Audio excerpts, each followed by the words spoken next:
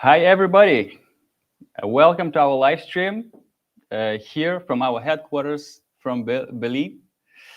AFMG hosting this live stream to present something interesting for you today. And I would like to introduce ourselves. First, I will start with me. My name is Dima Vavilov. I'm an acoustic engineer at AFMG, and also I'm a part of customer success team. And next to me, Stefan Feistel, our managing director, and also the head of product design for EASE and head of strategy. Hello, everybody. And Bruce Olson, a part of our North American team, as well as active acoustic consultant and the EASE long time EASE product expert. Bruce? Thank you, Hey, Dima. Bruce. Welcome, everybody. Good to see you, Stefan. Yeah, good to see you too. And we want to start asking Stefan what this live stream is about. What is this about? Well, Yeah. we will speak about EASE 5 3rd edition, and we will speak about the new Acousteer real-time engine. Yeah, probably people already guessed about it.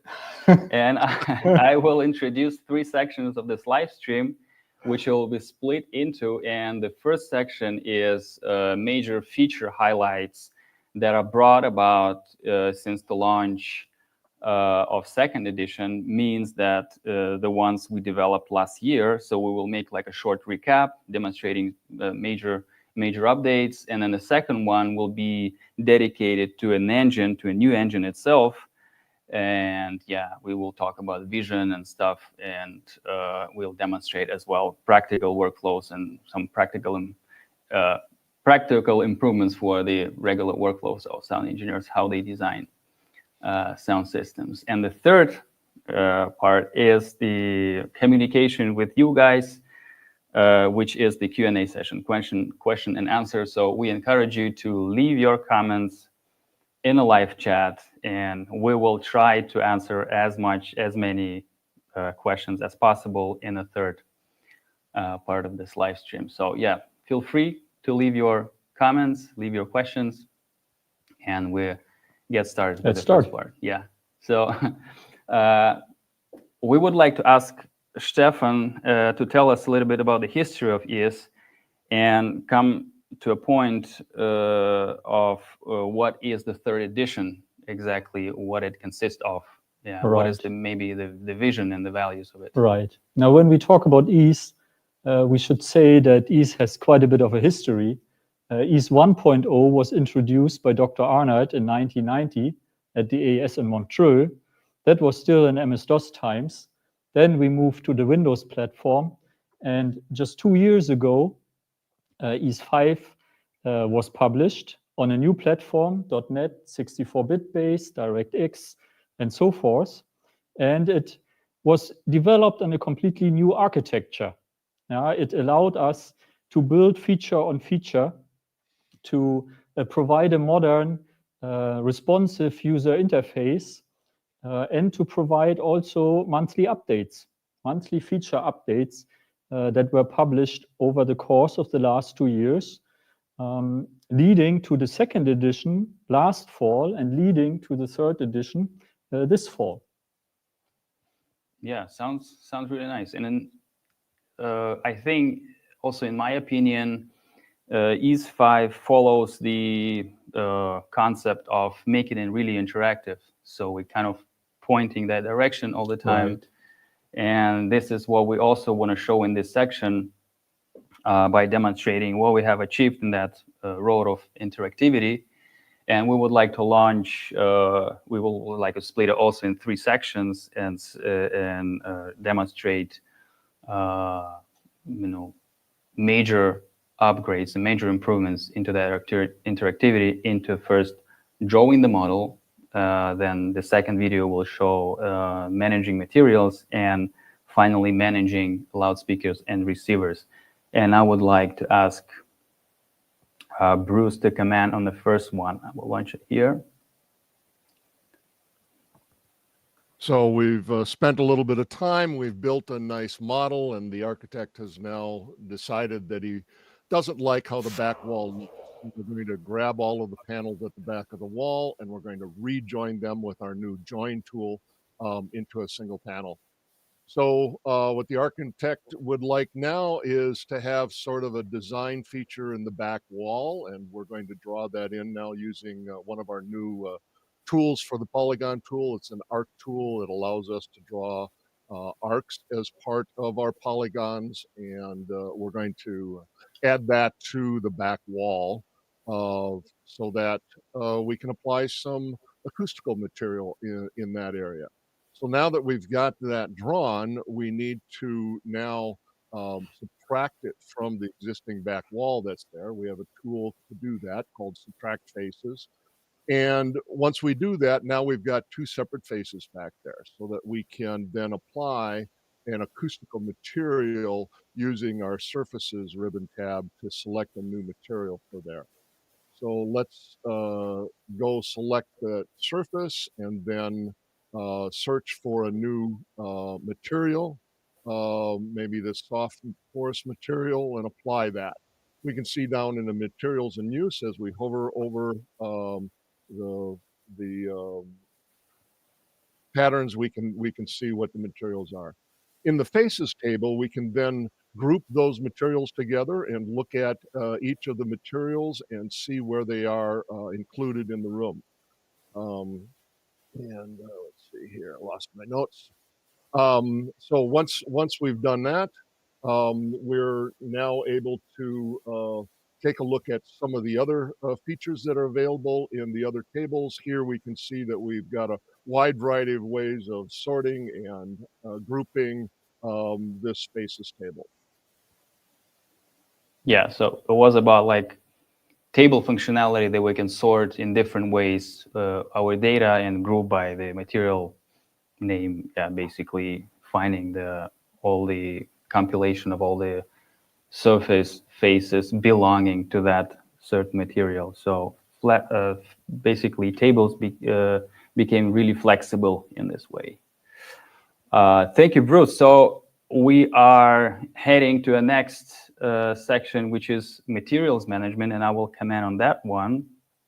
So maybe you already know about it, that we have that material in use tiles view when you have absorption curves for specific materials, percentage taken in a project, and the surface space in meters square. But now if you press the specific material, you can edit that directly in the project. You don't have to open extra windows for editing materials, recall or save any files. You can edit name, description, and you can edit as well absorption coefficients right away. First of all, in this table view, and all the changes will be reflected immediately into this small absorption curve window, as well as in your reverberation time window. So you can see that we have measured reverb here and our actual I-ring calculated reverb, and it now becomes very convenient to calibrate the model to a measured RT.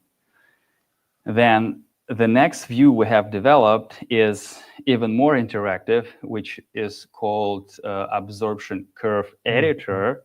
And now you don't have to use the table and specific values. You can really choose the curve or a group of curves and drag the frequency band up and down, and see it reflects as well in the reverberation time calibration. So it's really now interactive, and probably most of you will use exactly this view for calibration your models. And it also shows us the original curve to see how far you went from the original values. And maybe you will decide to calibrate, because it maybe for this specific material is already too much, and you will decide to choose another material to calibrate to your measured RT. So it also has a function to reset to the original values. And as I mentioned, everything is stored in a project. When you save a project, you have just a single project file contain everything within, including the edits and everything else. And also, you can save all the graphics into a PNG file for your reporting or storing the information. It's a very comfortable feature. Yeah, so also very interactive. So, and the third section is a loudspeaker demonstration, loudspeaker and receiver. Yep, so what we can now do is Let's take a look at adding a cluster GLL, let's say one from Holoplot, that allows creating an array. So it's if we go to user defined, we can then define what this array is going to be. Let's create a 2x3 array, and we can do that by simply putting in all of the values for the X and Y and Z coordinates for that array. Once we've got that array configured, we can aim it horizontally where we would like to have it. We can aim it vertically. Once that's done, we can mirror it to the other side of the room and be able to see it. We also have a lot of interactivity with other tools, such as Ease Focus or DAB Array Calc. So here we've got some line arrays. We've designed them in an exterior program, and we can then bring in that configuration file from that exterior program and set the loudspeaker array to do that. We can then copy that configuration to the other two arrays using our copy and paste functions. And so now that we've optimized our sources, we can review all of the settings using the tables. So we have a loudspeakers table, and we can move around that and see what all of the settings are for each of the loudspeakers, where they are located in the project, and how they're configured. We can do the same thing if we move to the audience areas table. Here we can see that all our labels are correct, the ear heights are set correctly, and we can see all of the audience areas. The same thing can be done with the listener seats. So we can make sure that our labels are correct and that they are all located where we want to have them in the project. All of those things are saved with the project, just like the materials that Dima was talking about a moment ago. All right, thank you, Bruce. So would you like to summarize like what makes Ease especially useful for users now after releasing that feature set? So you saw the major workflow that we walk through, and we create the model, we modify the model based on architectural changes or client changes. We're able to then apply the materials to each of the surface in the room in order to create the acoustical model. Once we've got the acoustical model, then you've seen that we can add in all of our sources, all of our receivers, manipulate those. We've got filters that we can apply. All of this is very interactive, very quick. All of these new tools allows our productivity for our projects to have substantially accelerated, means that we get to what we really want to do, which is design the acoustics or design the sound system far more quickly than we have in the past. Nice. At the moment, our calculations are still done in separate modules, and it would be nice if we could bring that same interactivity to the calculations like we have done with the speed up of all of the rest of our work in this project. So do you think we can do that? I think we can do that. I think we can already made a big step forward regarding that. So the next question would be given to Stefan. So Stefan, I guess the logical next step would be something to improve the interactivity further. And what would be that step, in your opinion? Of course, when looking at the design workflow in the first and second edition, we have the calculations more or less all in the calculation modules in separate windows. And now it would be natural to have the calculations also available in the main program and to actually interact with the changes in the model. So when you move a sound source, you see the results directly in the same window in connection with the changes to the model. Yeah. And when you make a change to the geometry of the model, we should be able to see that now other changes have happened also with that. Right. Yeah, absolutely. And then we're slowly coming to a point when we're ready to say about the essence of the third edition, which is the Acousteer calculation engine.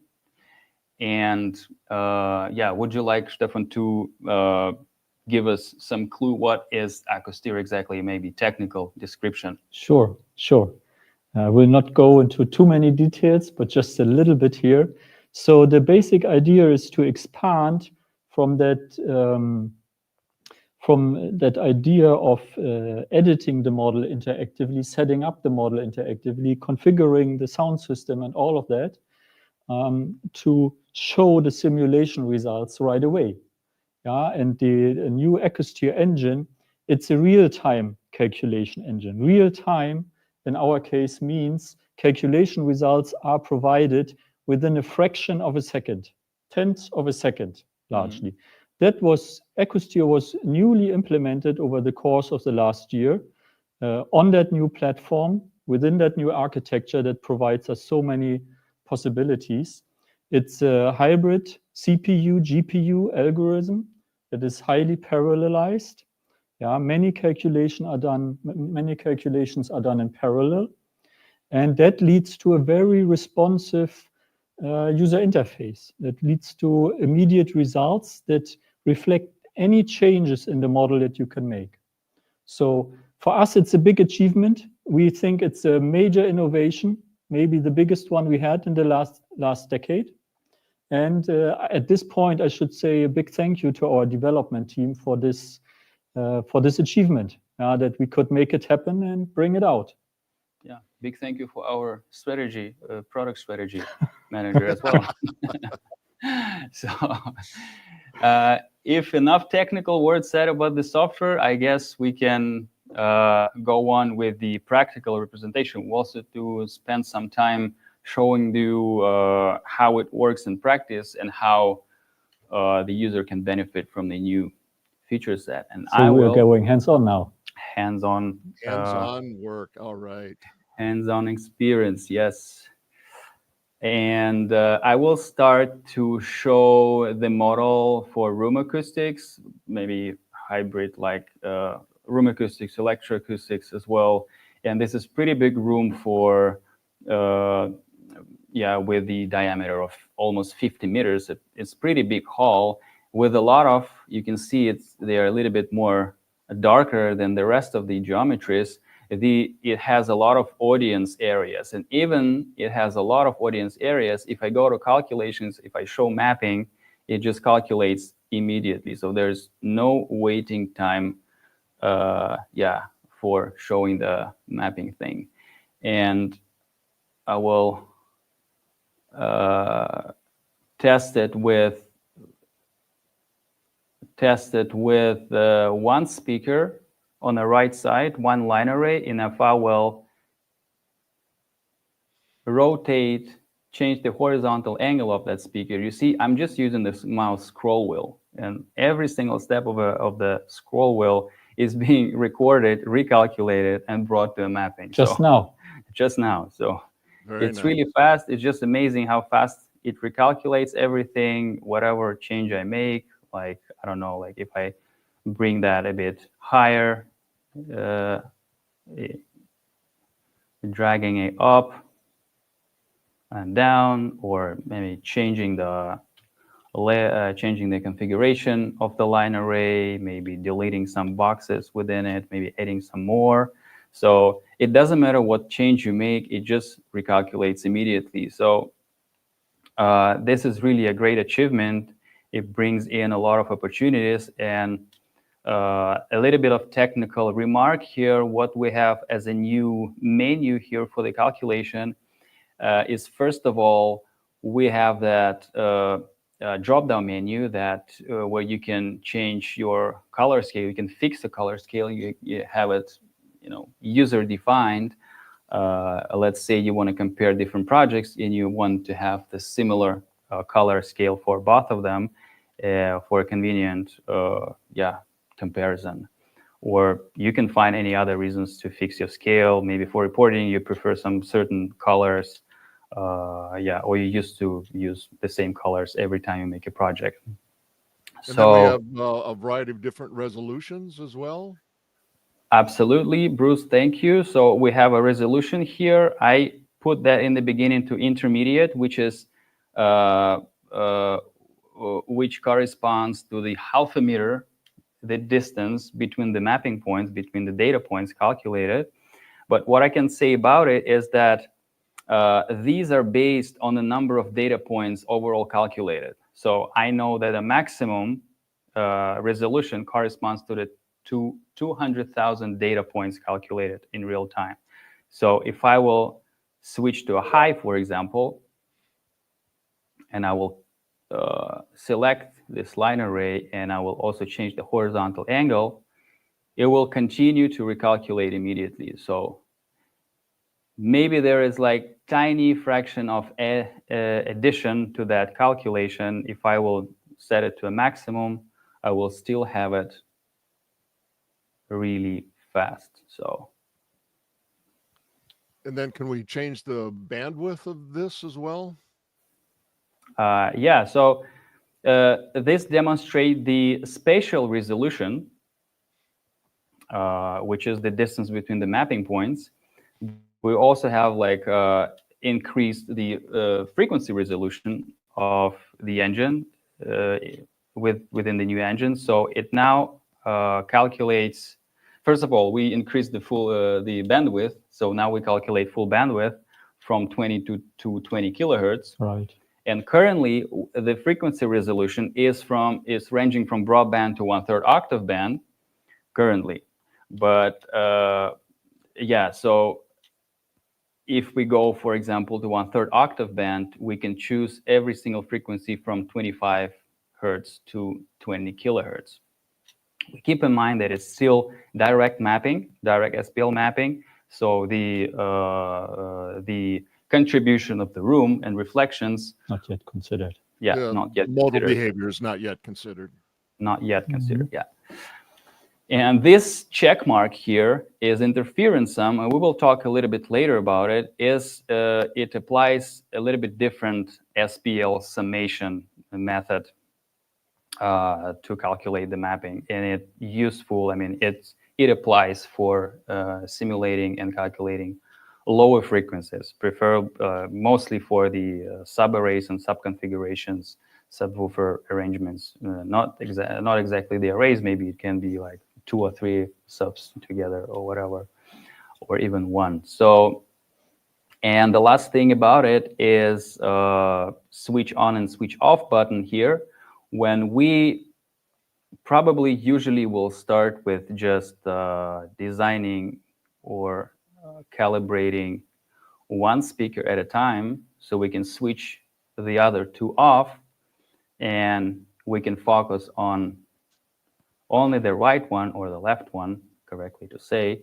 And when we're satisfied with that, we can go on with other ones. So we always can switch either individual loudspeakers or line arrays or cluster or arrays. groups of loudspeakers. Or groups of loudspeakers, exactly. Thank you, Bruce. So if we trying to test our ideas, for example, we switch off one group, bring in another group, test the mapping results on the second group, and then we quickly can switch off and switch on to compare the results. Right. So that's now quite a large room already, but how about even larger rooms? How about really, really big volumes, like say an airport or a stadium? Can you talk about that as well? Yeah, absolutely. So we have also prepared a model of the football stadium,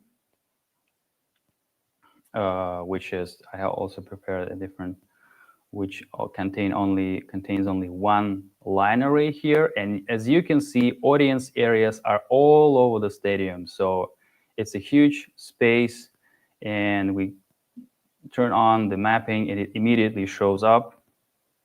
That was fast. It was really fast. I mean, it was like milliseconds. And then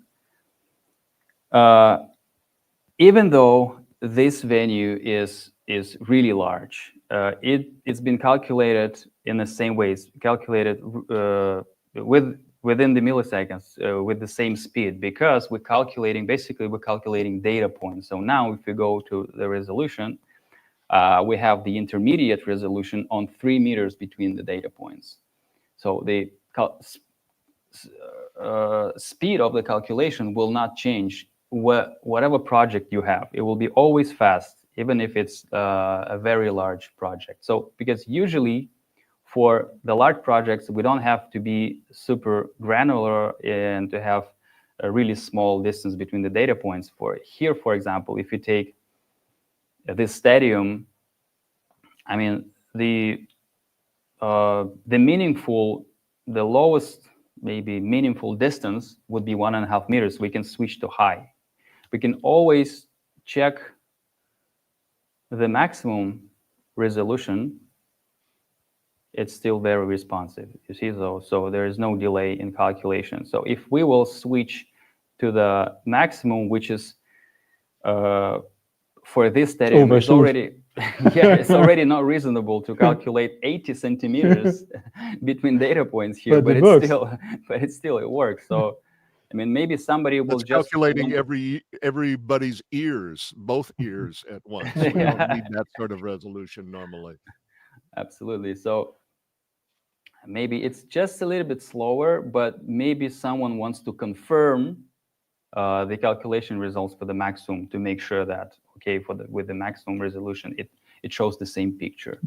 Or we want to have a nice display for our reports. Right. Exactly. Higher resolution. But now we only have one line array here, right? So how do you continue? Yeah, we have only one line array over here. And what I wanted to make is to show how quickly we can distribute this line array throughout the space to cover our audience areas. And I use this convenient top view. I will duplicate this line array and say, give me please the corner one. I will change the horizontal angle to cover the corner, and I will go to tools, and I will mirror that speaker to the left side. So we have already at least one quarter of the surface is covered. And then I select 3 of them together, and I mirror them against the x-axis.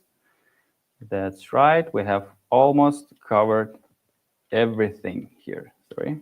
And recalculation happens automatically, right? Happens all the time. Exactly. So you can refer to that calculation, to that mapping as your real-time reference. And with this line array, for example, I will just rotate it manually to show that maybe sometimes it's even faster to not to guess the coordinates or to be exact with the coordinates. I can type in 0 degrees here, and I will use the mouse scroll wheel again to bring it to the left side.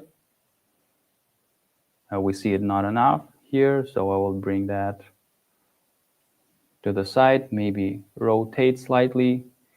So design becomes not like we trying to finalize the model, not try to finish it to some degree and then launch the calculation. We just see it going on, and within the process, we find solutions. We work on the results directly, right? Yeah. So we flip it, we flip that one against x-axis, we flip both of those against y, and we are ready.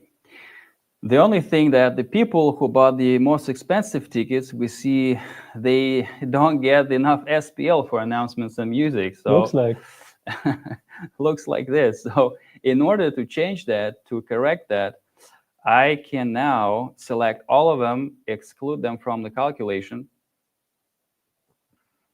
go select the single one,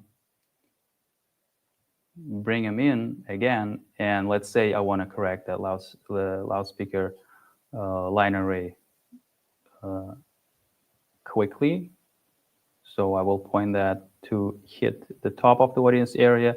I will add some boxes to it to cover the bottom. So I will add 4 boxes for it. So now it doesn't get more red because you have automatic color scale, right? Yeah, I have automatic color scale. So the color scale adapts to my design.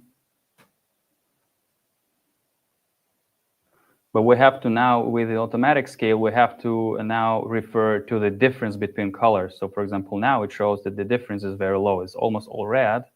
Then we are sure that we are within the right range of settings. So I can also change gains really quickly here in the configuration window. This is the configurator window. And let's say we are satisfied with this one. So now I will select all of them and bring them in as well. And we see only one corresponds to more or less uniform SPL. So from the bottom to the top. Not perfect one. For the purpose of this video, maybe we will not spend time to make it perfect, but we are able, within the ease, we're able to select this one that we set up, go to loudspeakers, copy the configuration, select all of them together, and paste. And now we see all of them inherit. Much better. Yeah. Much better. Still need some improvement, but getting much more close to what we want, and we can see instantly that we're there, or that we're getting closer. Yeah, especially for such a product, this is always the first part of the simulation to reach the perfect, uniform SPL coverage, and then you can go on with other edits and corrections. So yeah, so we also wanted to talk about the interference. Right. Previously, we spoke about the frequency range, right, and how we extended it. Exactly, about this checkmark interference sum. So we would like to present today also this feature on the example of the festival area. And we have this festival area. You probably maybe saw it already in the videos, but it's slightly changed. And yeah, for now, we just want to demonstrate how we manage the subwoofer array design. In this case, we want to create an arc from the subwoofer array to fill the audience area more evenly. So first of all, we show the mapping, and we go to 63 hertz, let's say 1/3 octave band, 63 hertz. And now we see not realistic picture coming from our subwoofers. And this is because we didn't check this interference sum, because interference sum is checked when we want to analyze lower frequencies, where we want the SPL be summed as a complex summation, not as a power summation, and to account for phase relationship. Stefan, would you like to say a couple of words about it? Sure. Yeah, just briefly. So why do we have the switch? When we are considering how sources interact with each other, how signals arrive at the receiver from those sources, then we need to consider whether these signals are coherent or not. And traditionally, we distinguish two methods. If the signals are coherent, then we use complex summation of pressures at the receiver. So we are accounting for the phase relationship. We are assuming that there's a stable phase relationship between those signals, between those sources. Now, when the signals are not as coherent, when they are incoherent, then we use a power summation method. Now, when do we have to use which method? The coherent method, it should be used generally when the wavelength is large. Yeah, when the wavelength is large compared to spacings between the sources, when the distances to the sources are not too large, when the frequencies are low. The incoherent setting, the power summation setting, would be used at higher frequencies for longer distances. So when we're looking at low frequency analysis at subwoofer arrangements, we want to use the complex summation method. Yeah, we have to click interference sum. So basically the frequency is somewhat below 150, 125. Right. So would be typical. Yeah. So we click interference sum, and now we see the realistic distribution of SPL, which is very different from what we saw with just power summation. And now we have a pretty substantial power alley. So we should be able to solve that with curving the array, right? Absolutely, yeah. So I will quickly show how we can solve it and how we can design it. And for this, I will also maybe first to introduce a feature which is not new, but it's also useful in this situation, to assign a group of speakers to a processing block. Processing block is the group of speakers, and processing block is a part of our sort of DSP signal processing in the software. So you can, if I just created block 1, so you can rename it, of course, in the properties, but I can keep it block 1. If you select the block 1, you will have all those settings for it, like gain, delay, and all the filters, all kind of different filters that are similar to a classic DSP. And also you have a graph of frequency and phase response here too, for your reference, what you actually have achieved applying all those settings and filters. And what we want to do now is to group the subwoofers by pairs, let's say, because it's symmetrical model, and we group that in pairs. And I say the first block is those closer to the center of the stage, and I will select another 2, and I will create block number 2, block number 3, and block number 4.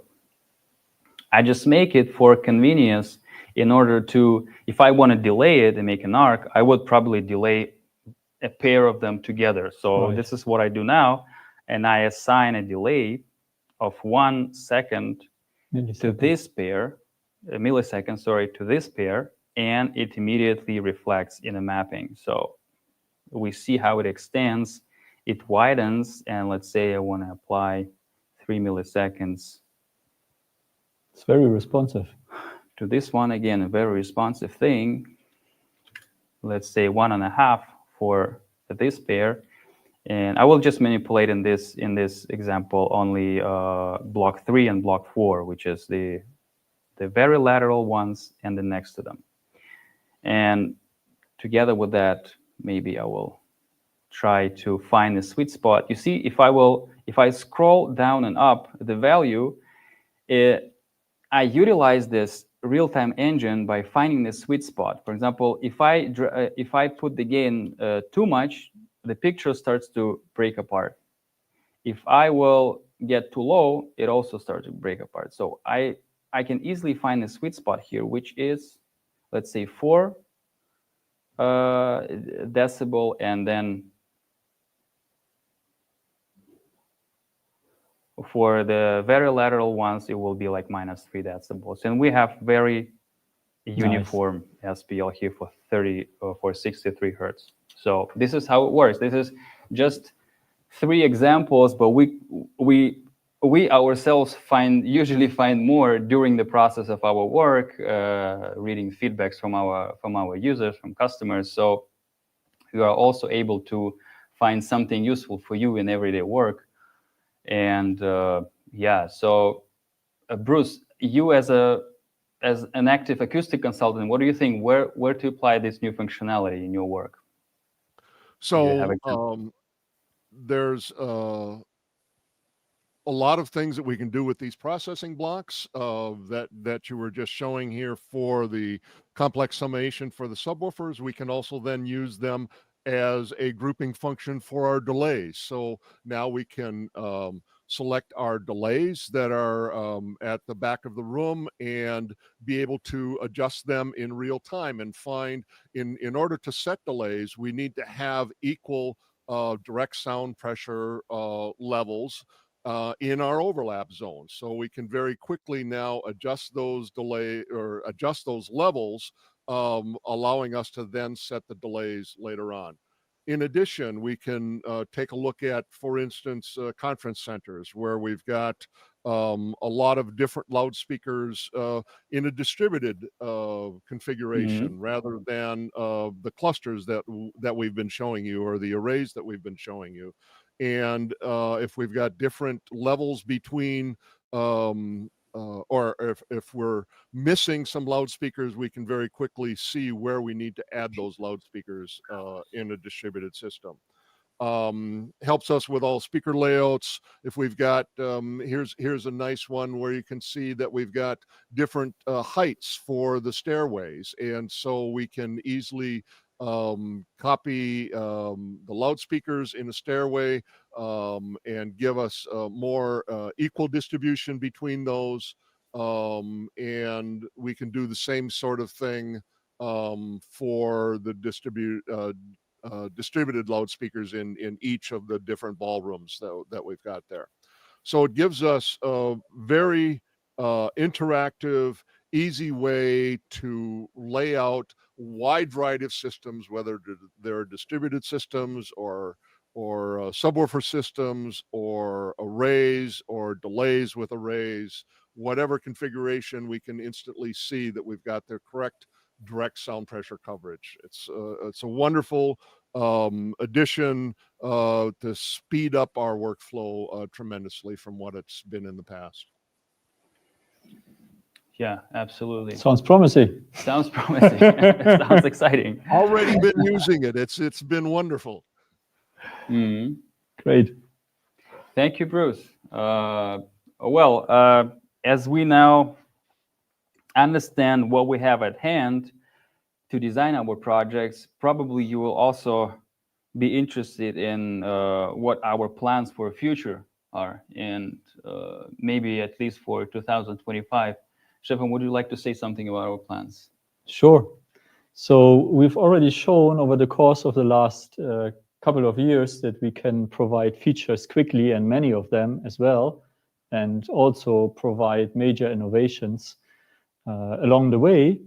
Now, what we will be doing next year is we will for sure expand the calculation functionality, point one, around what we have here, maybe distribution graphs, frequency response, and so on, based also on user feedback. We are listening to our users, and we are prioritizing also based on user feedback. Now, second will be that we migrate step by step the calculation functions from the calculation modules into the main program and make them faster and be innovative about their use, just like the direct field mapping we've seen here. And then, of course, there will be new stuff, big and small, that I can't talk about yet, but that will come for sure, and that will be fun when we meet next time, maybe in such a stream. Yeah, absolutely. Thank you. I mean, yeah, of course, we cannot say everything. We used to not to say everything that is in our roadmap, but I hope we deliver enough every month. So, I mean, we're excited ourselves about the future. And I think we slowly came to a point when we can shift to a third part of the live stream, which is the Q&A session. And yeah, I think you have some questions, some nice questions. We will try to answer as many of them, of course, but we're also limited in time. We just restricted this live stream to 1 hour, maybe slightly longer. So we'll see. We'll see how it goes. Let's start with it.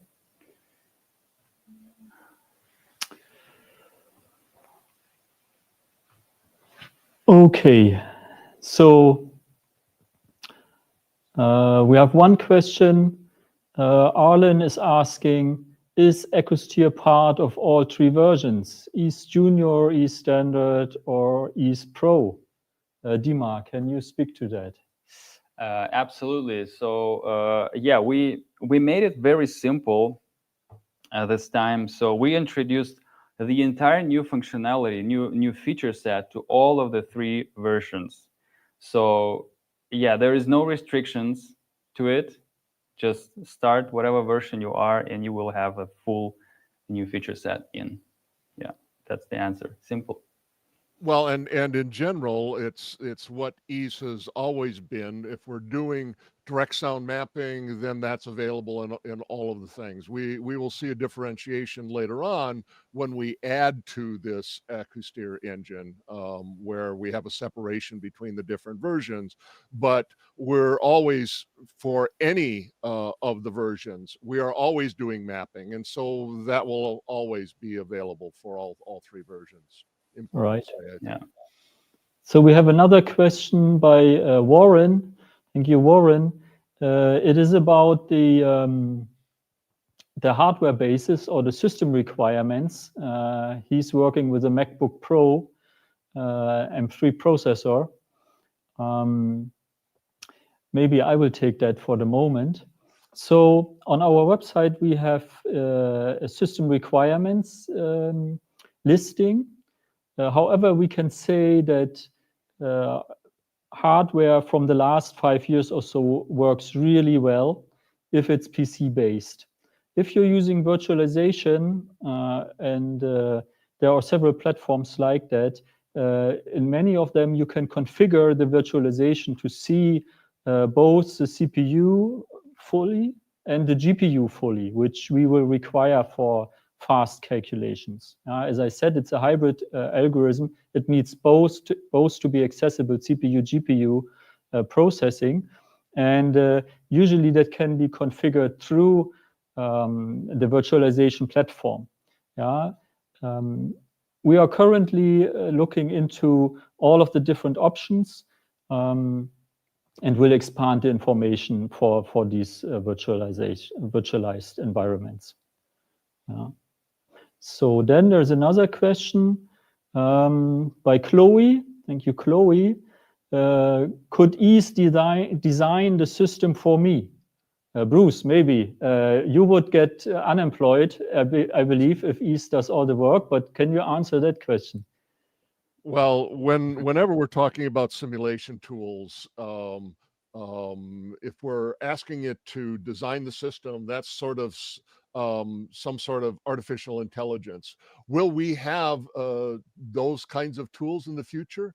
I'm sure that we will. Will I be replaced in the short term, in the next year or 2 or 10?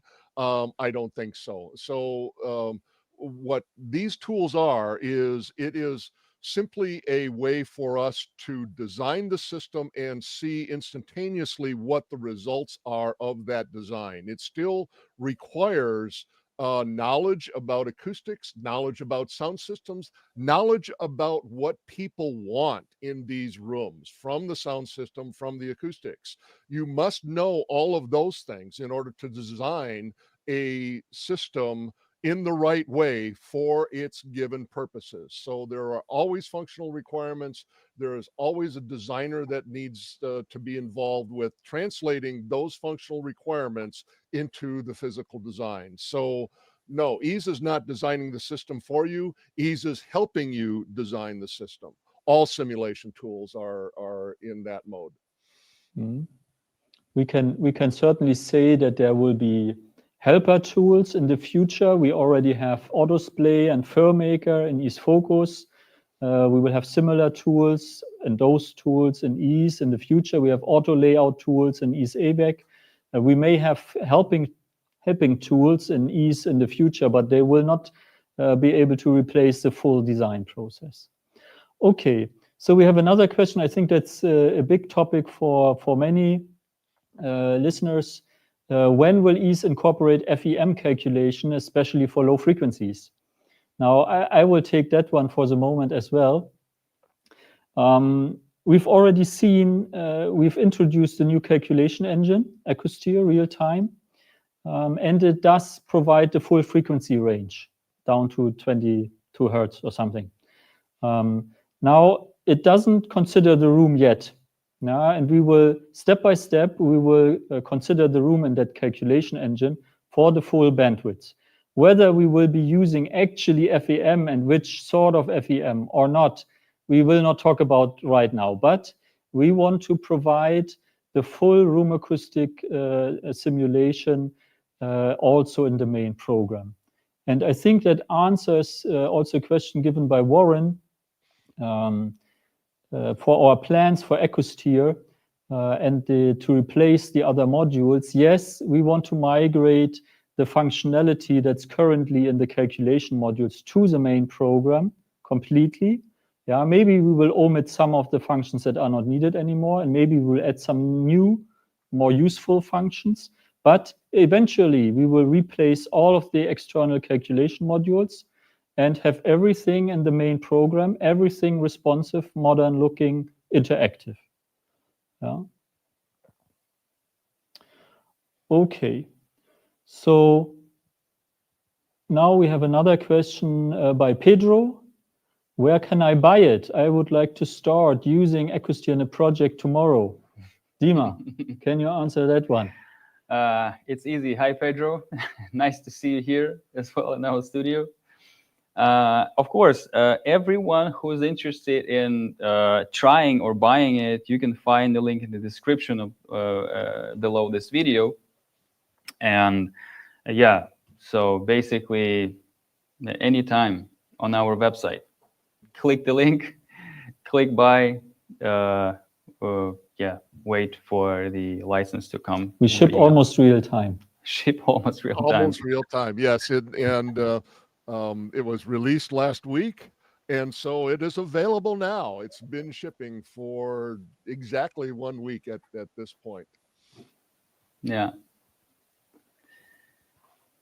Yeah, so we have a whole set of more questions. Let's go through some more.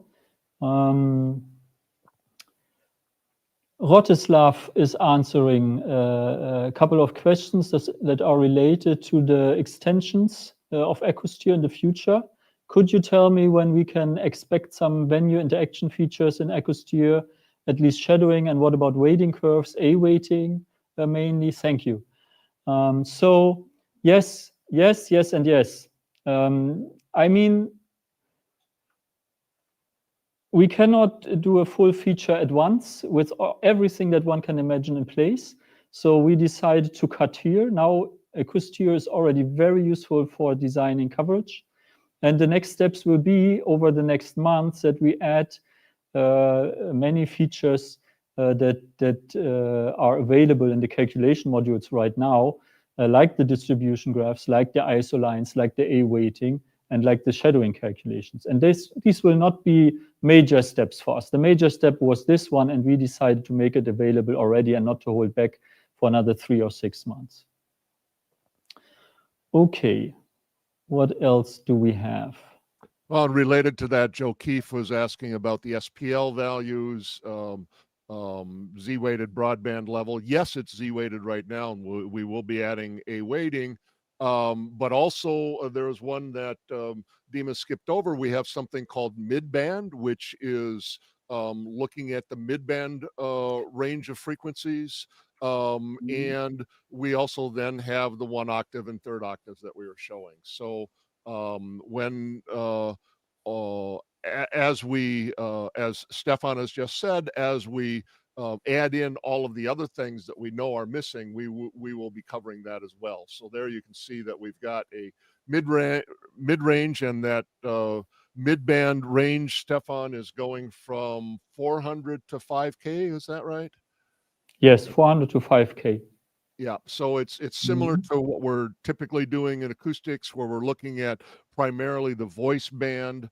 It gives us a really nice way of especially doing these delays that Dima is doing here, where we can now see over the mid-band range that we are adjusting those. So that's a little bit wider bandwidth than 1 octave, but it's also not the broadband, which is not interesting here, because we're not interested in what the low frequency level match is. We can look at that individually with those 3rd octave or 1 octave values, but we're really interested in coming up with the right levels for the midband.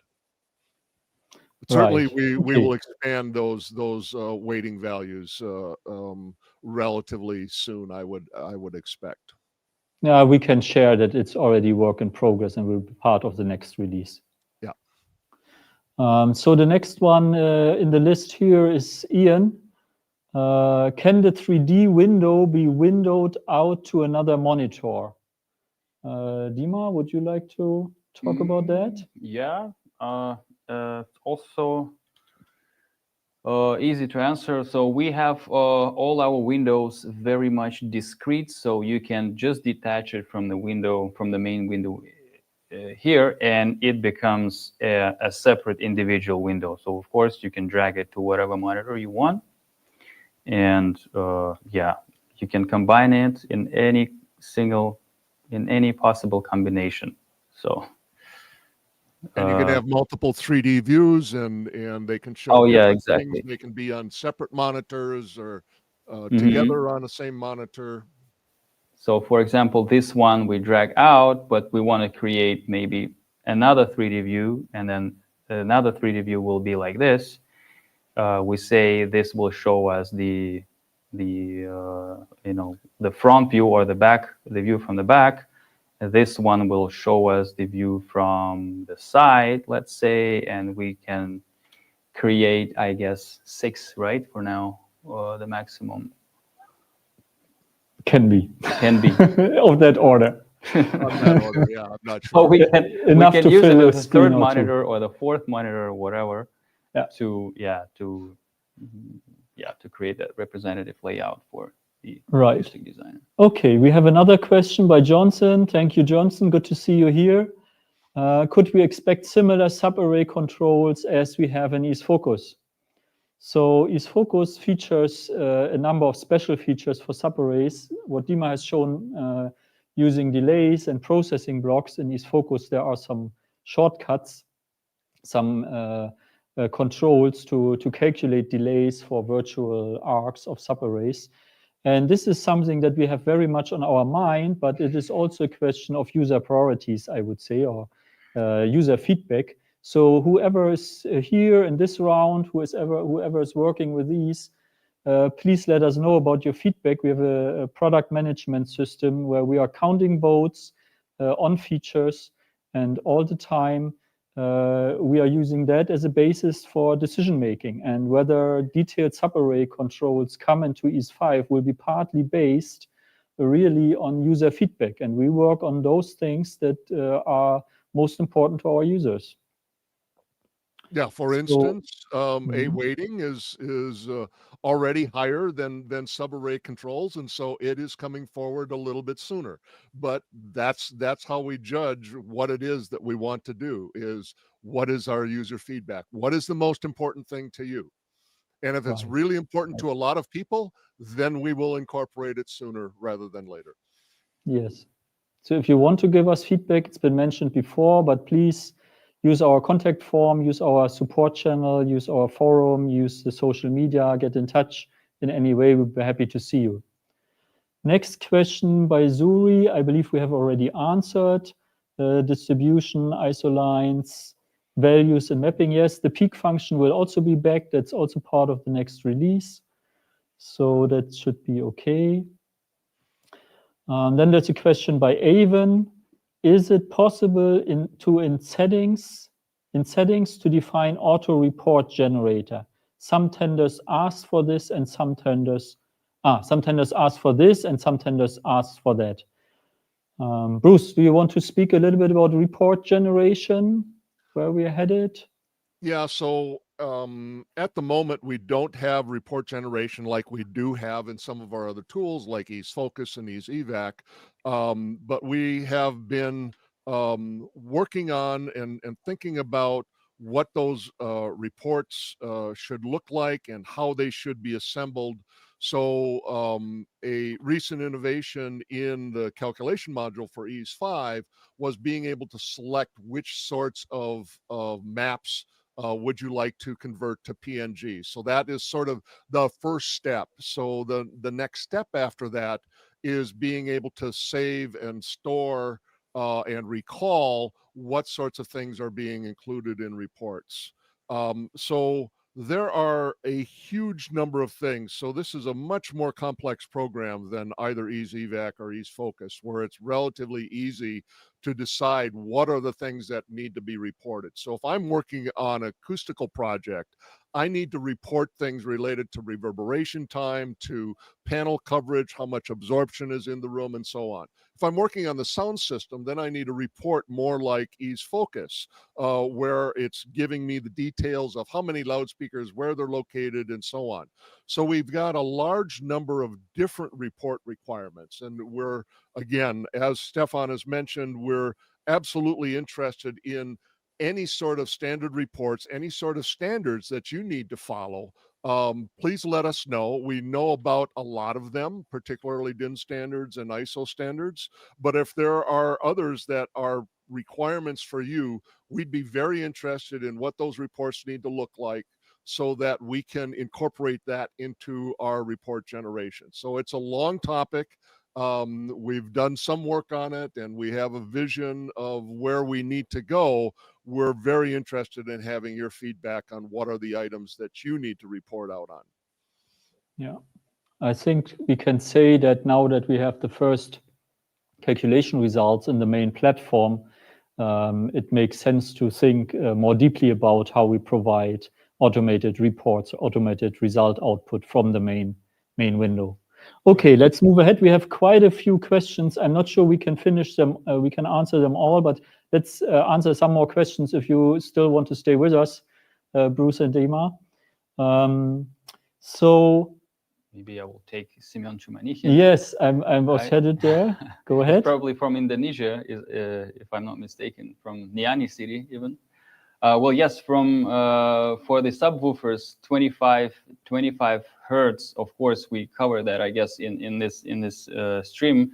So yes, of course, please go on and design and simulate and get results for any frequency band you want, starting from 25 hertz. So 1/3 octave band, we're starting from 25 up to 125 or 150. So right.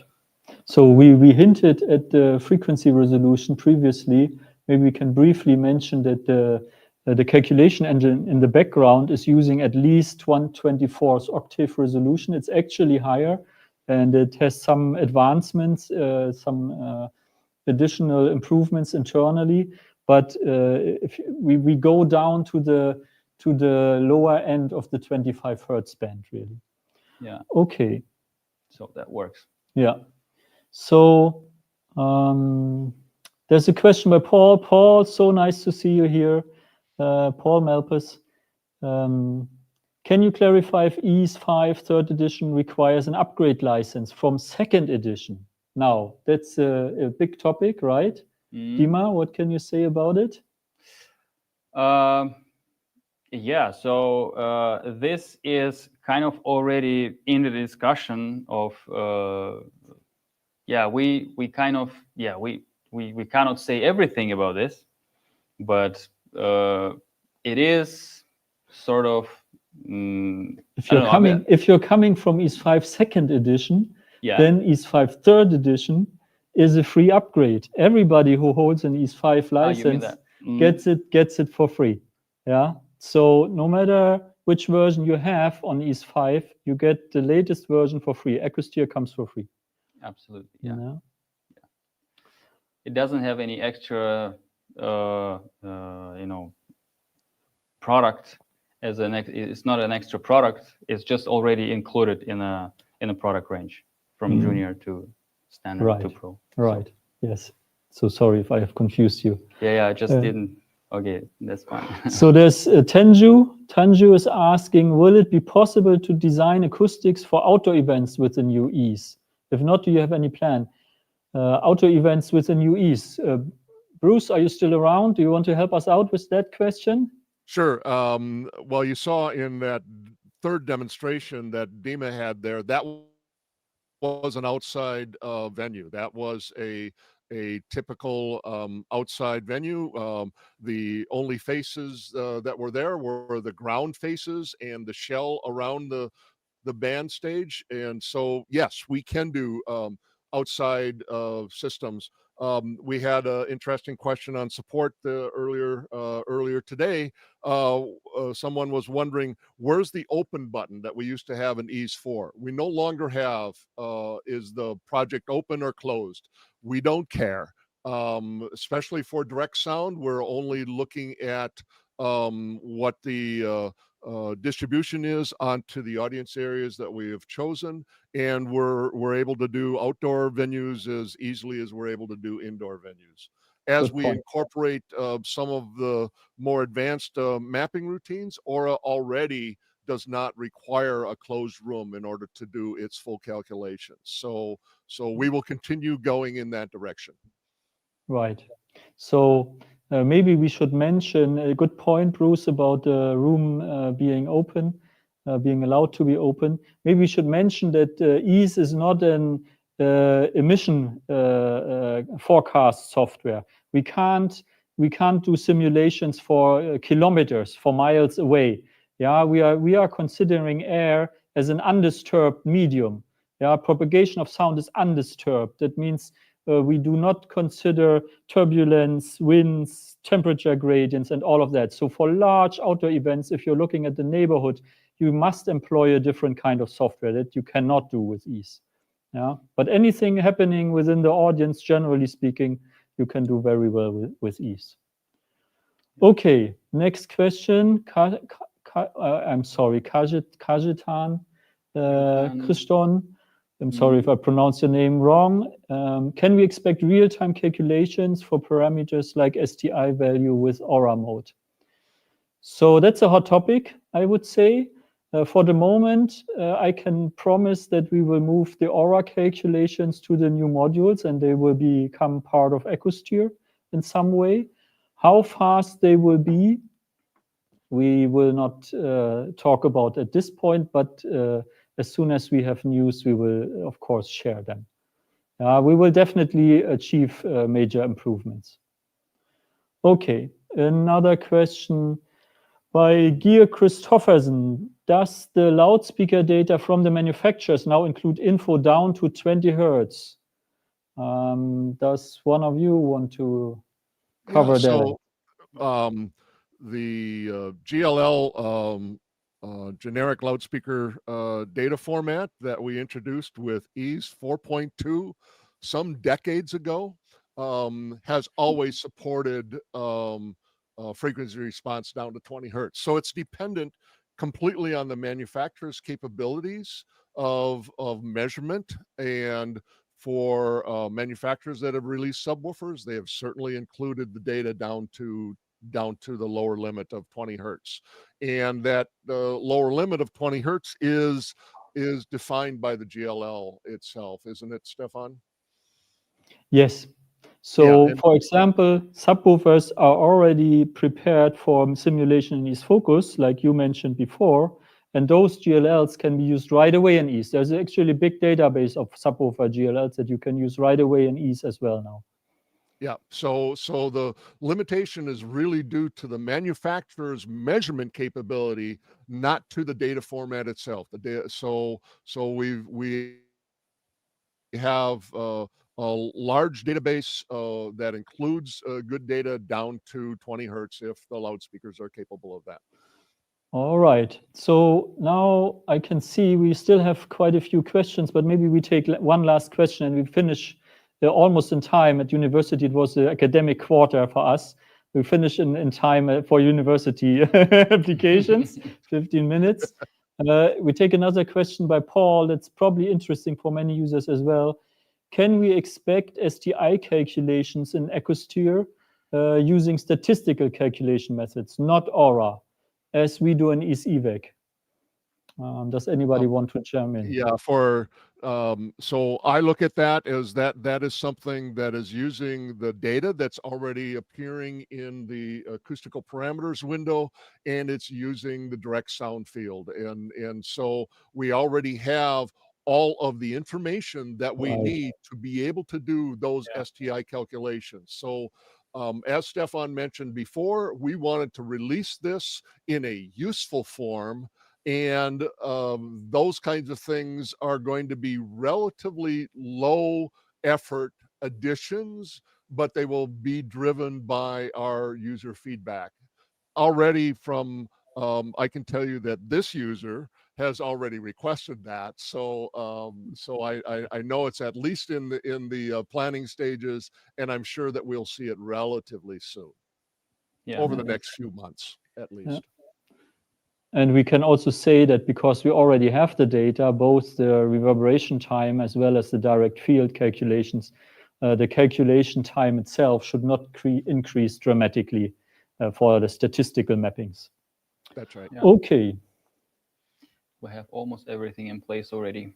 It's a matter of technical realization. Yeah.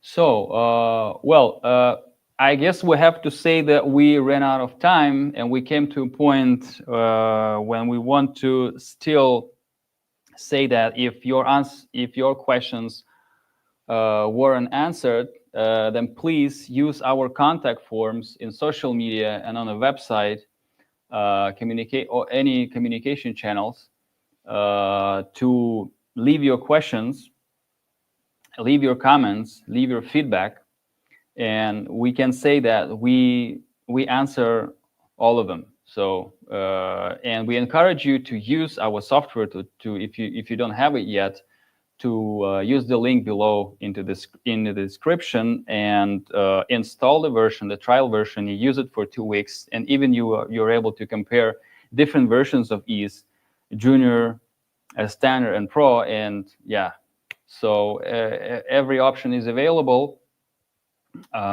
Please go on. And we have to say thank you, of course, for joining. And thank you so much. Yeah, thank you, everybody, for questions. Yeah, we see each other soon. We hope to make another live stream at some point soon. So we say goodbye. Thank you again. Goodbye. Good night. Goodbye. Bye, everybody.